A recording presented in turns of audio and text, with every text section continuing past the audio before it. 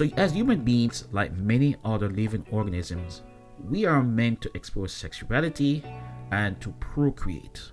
So sex in its pure state isn't a bad thing, it's just that we messed it up doing our foolishness, hence why we have pornography, sex addiction, and so forth. Fast forward thousands of years, and you have Jada Pinkett Smith in an article expressing the angst, the frustration of women's pleasure in the sexual experience being it's just exploited, and also more exploited in the adult content industry. But once you watch this clip, you will see the reaction from a particular group. It's uncomfortable, Very. but it's deeply healthy. And I think around sex, because it's something that we don't talk about a lot, and there's so much fantasy around it. Right. Do you know how confused we are because of porn? I know. Yes. I was just talking about this with somebody. Porn has really messed us up in some ways. I'm supposed to be there for every whim, every Right. pleasure, and that the woman's pleasure doesn't matter. Yeah. No. It's not even thought about. No.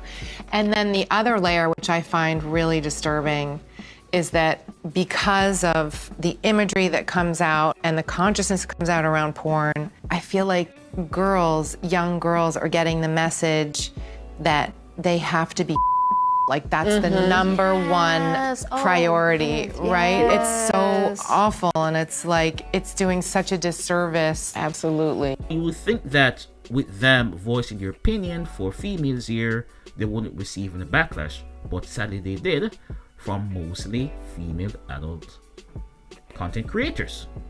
Here's what they said. One woman said that, honestly, pretty disturbed by the number of celebrities who think their opinions on sex work porn are merited despite having no proximity to sex workers. I'm extremely disappointed in Jada P. Smith and that Red Table Talk's sexist misrepresentation of porn and sex work in this episode with Gwyneth Paltrow. These dated ideas show lack of research and journalistic integrity. Okay, I get it. So I'm gonna give my observation, my reaction to this Jada Pinkett backlash, but also from the perspective as it relates to men. Okay? First thought is this: the outcry and backlash is driven by female adult creators, alright? And for certain reasons, I understand that it's not equal. It seems like it's always pleasing men, but the thing is, men are the main consumers, and the women are the stars. That's how it is. Now, as much as they will try to rebrand it and steer it into one that will, give women the upper leverage to cater to them. My thing is, how is this equal to a guy? I thought this was in this liberal society, it's all equal. Interesting, isn't it? But let's continue. So my second thought is this: why is it that women find it offensive, just aghast, flabbergasted, when men reciprocate their view on them as sex object when they're willingly and openly purveying their sexuality? What do you expect? It's counterintuitive. Men will respond to a female in that we're built to think that way and react that way.